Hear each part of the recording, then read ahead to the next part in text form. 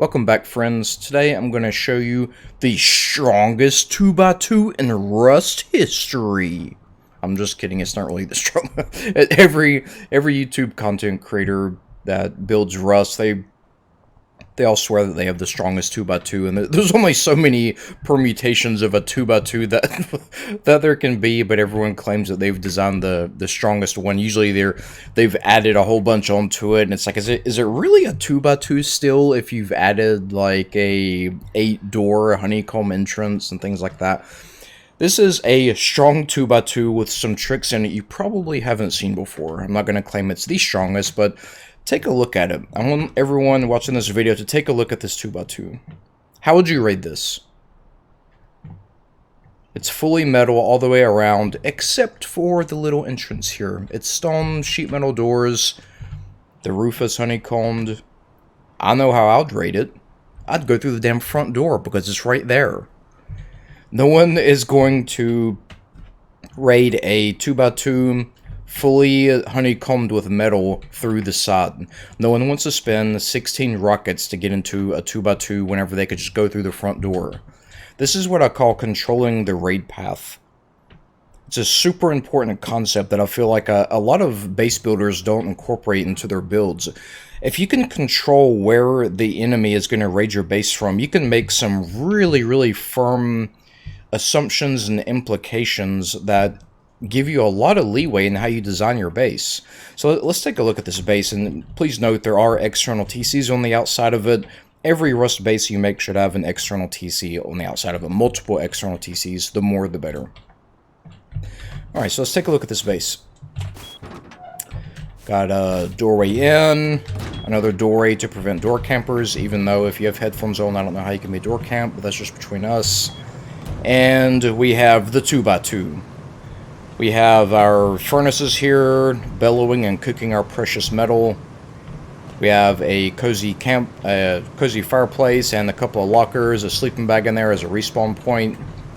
We have another room for lockers so we can get back to the PvP fights and lose a couple more metal AK kits whenever it's one against 4.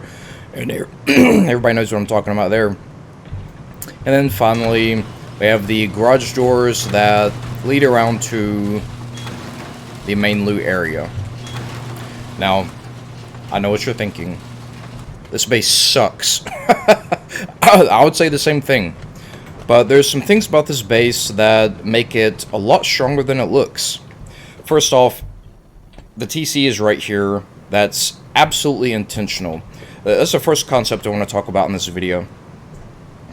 Having your TC super ultra protected, hidden behind walls, especially if it's hidden, like hidden behind a bunch of doors, hidden behind glitch behind walls, or perhaps you've used drop boxes, to layer it behind walls.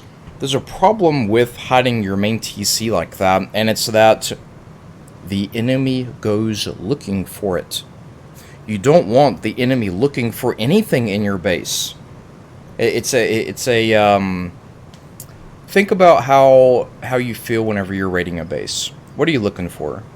You're looking for main loot, and you're looking for the TC. And if you leave a raid without finding the main TC, how does that make you feel? You're going to farm some sulfur and you're going to come back and finish the job. Everyone hates not getting the main TC, and they will keep going and keep going and keep going until they find it. They will keep going until they find it. And that's bad, because the more the enemy is in your base, the more they're looking around, the more they're looking for things, the better the chance that they're going to find something that you didn't want them to find. Just have your main TC, you can protect it. I've got it behind a few garage doors here. It's not like they can just walk in and just instantly take it.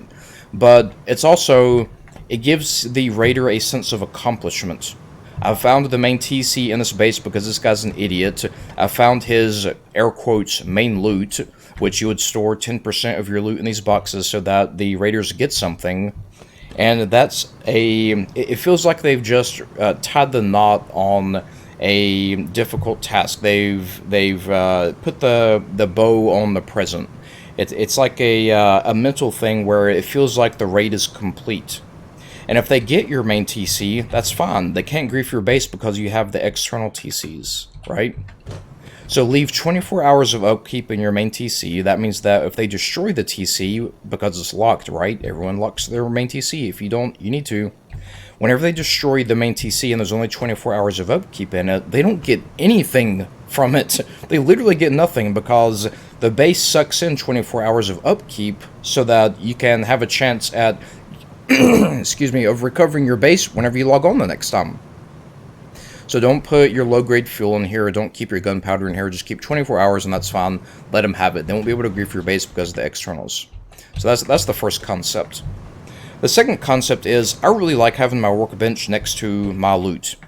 That's just a personal preference thing, a quality of life thing. I can't stand it whenever the workbench is all the way over somewhere else and you have to go over here, get the stuff you need to craft, go over here, and craft it because the workbench is over here. Put the workbench near your loot. Look here, I can stand here near all the 4 main loot boxes and craft anything I want without moving. It's great, it's absolutely intentional. Now onto the meat and potatoes of why this base has a lot stronger protection than you think it does. Look at this room here. It's a fireplace, it's a sleeping bag, it's a respawn point, and it's got our lockers, so whenever we die in our PvP encounters, we can get back to the fight quickly. There's a metal bar on here so that we can quickly restock from the outside if we need to. But this metal bar, a raider is going to think, okay, if the metal bar is keeping the base together if someone were to come in from the other side. Just a little bit of extra protection. It's a quality of life thing so that you can quickly look through and get to the lockers. No, that's not why this metal bar is here. This metal bar is here so that the raider can open the lockers and take what they want. You're going to leave some kits in here. Leave some kits in here with some gun and ammo. You know, give the raider something for their hard-earned work of raiding you. And then, here's what you do whenever you're not being raided, whenever you're playing Rust, and you've accumulated quite a bit of wealth, and you need to move it to a safe location. You take the locker down, and exposed is your secret loot room. I know this is kind of cheeky, but I've used it in multiple wipes, and it's never failed me. My most favorite example of this was 2 months ago. I was raided, I was playing solo. I'd farmed up 75 rockets on my own on a vanilla server. And I got raided before I could use them. And I came back to my base, and it looked very similar to this on the inside. And in this window here, through the second window, was my 75 rockets untouched. I was raided, and the raider didn't get 75 of my rockets. And it's all because of misdirection. This looks like a simple locker, a respawn area. There's a sleeping bag, a fireplace. Looks like, you know, got a little bit of RP going on, and that's totally fine. I love RP. My bases are kind of unorthodox and RP-ish in nature, so you know, not hating or anything. But it's really to protect your loot. Put all your excess components in here, put your gunpowder in here, your rockets in here, put whatever you want in here. You can even put stuff in these 2 boxes right here. And the beauty of this is that even if they were to accidentally discover your secret, and they likely won't, they still have 2 reinforced window glasses to go through, which are really, really strong. But it doesn't end there.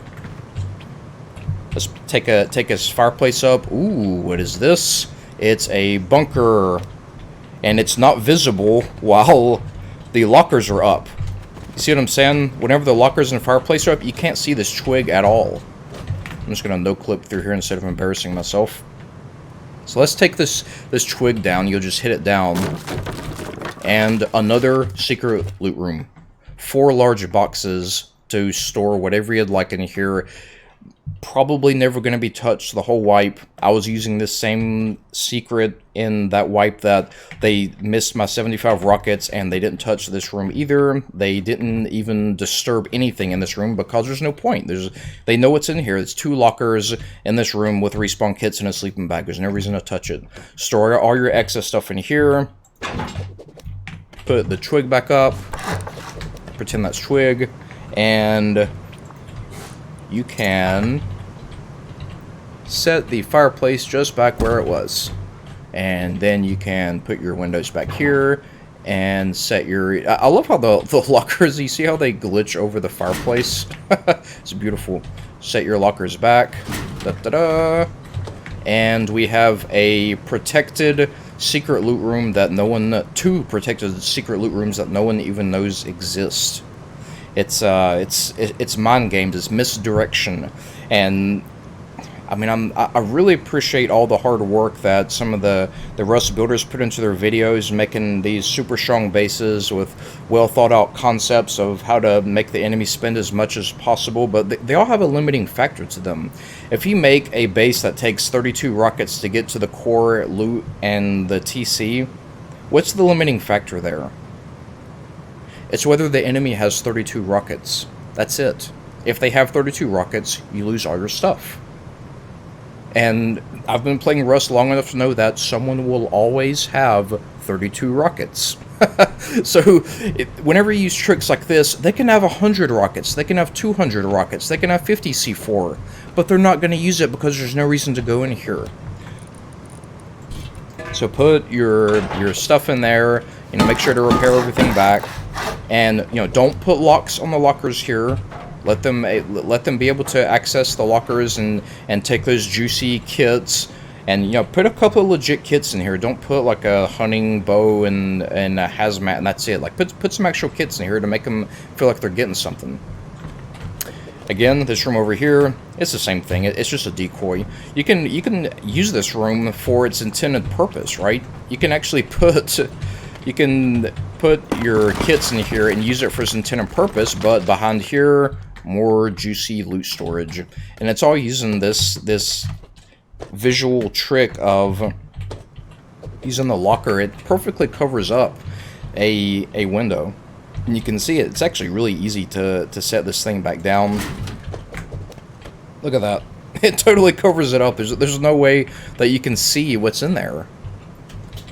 So you put your lockers back down. Sometimes it helps to have a box in front of here to do it. And so you have an option. You can use the window bars to let them get in here, but it's kinda risky. I haven't had anyone actually do this yet where they destroyed the window bars and the lockers just for the heck of it. But if you're feeling kind of nervous about it, put up a reinforced glass window and they'll just see that there's some lockers in there, and they're not going to use, you know, C4 rockets to get some kits. it's very unlikely. But if you feel like you can get away with it, and depending on how your base is designed, use the window bars so that they can take stuff. Sometimes letting the raiders have a little bit of loot is the best option. Another thing I want to talk about is using the honeycomb. So this base uses all the honeycomb in the whole base. Every piece of honeycomb in this base is used for something. And a lot of people are going to say, well, whenever you use the honeycomb in a 2x2, it's not as strong. You know, the honeycomb is what makes your base stronger against raiders. But remember, we're controlling the raid path. They're not going to blow in through the honeycomb. No one's going to spend 16 rockets to get into your base whenever they could spend, you know, barely anything to get through 2 sheet metal doors, and, you know, it's go time. We're in the core of the 2x2 already. They have an option of spending a couple of rockets to go in this way, or 16 rockets to go in this way, because they don't know that there's nothing in the honeycomb. They don't know that the honeycomb is used in the base. They think that it's legit honeycomb. They don't know that. So use that to your advantage. So that's the base design that I've came up with. I think that these tricks are super powerful. I've used them in probably 6 different wipes now. I've never had anyone figure out or investigate these rooms like this. So whenever you're designing your bases, think about that. Think about not what the raider could do, but what will they do. You know, they could go and spend 16 rockets to go through the side here. They could do that, but they won't. They won't do that. It's not. Again, it's not about what they could do. It's about what they will do. They're going to go through the front door here. They're gonna come around this way, blow the garage doors, find the main TC, feel really good about themselves, take your loot, and remember, leave 10% of your loot out here, store 90% of it in the secret rooms, leave 10% in here, and then they're gonna go and think that you're a noob and that you don't have anything, and they're just gonna go. That's the way it's gonna go down. I will say that there's no garage door here. You see how there's no garage door here? That's intentional. Excuse me. There's no garage door here because if I were to put a garage door here, that means that there's a chance that they're going to explode ammo or rocket it. And if they start blowing up this area, they're going to blow up this locker here. They're going to blow up the window glass, and you don't want that. So leave this area open. And then you can, leave this garage door open, or, design your base however you want to. You just want to make sure that if you're going to store anything important in these rooms here, you don't want anyone splashing entrance into it for free. You want to make it so that if they're going to come in here and intentionally investigate these rooms, they're going to have to pay for it. So make sure that whenever you incorporate this into your base designs, you keep that in mind. Alright everyone, I hope you found this video helpful, and I'll see you in the next video.